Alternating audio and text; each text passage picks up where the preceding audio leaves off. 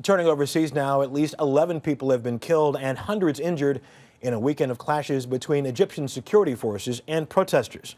The violence was centered in Cairo's Tahrir Square, the home to another popular uprising earlier this year. Elizabeth Palmer is there. For the second day in a row, protesters fought Egyptian riot police, today backed up by soldiers in a running battle that lasted hours.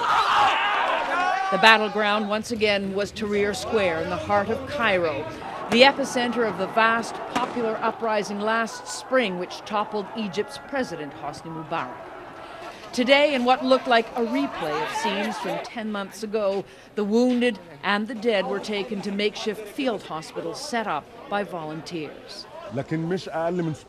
We don't have precise figures, says Dr. Ahmed Taufik, who's been on duty since yesterday, but at least 600 injured have come to the hospital. Demonstrators showed off tear gas canisters and rubber bullet casings they say came from the security forces' attack.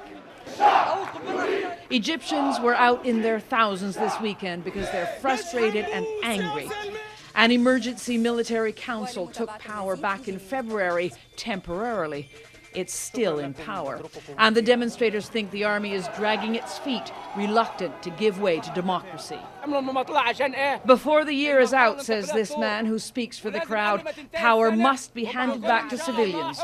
This military authority has to end.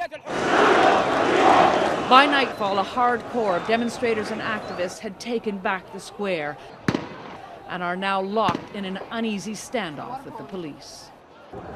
The first round of Egypt's multi-step elections is supposed to go forward next Monday.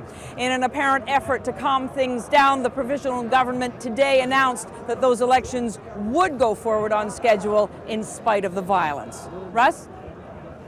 Elizabeth Palmer in Cairo. Thank you.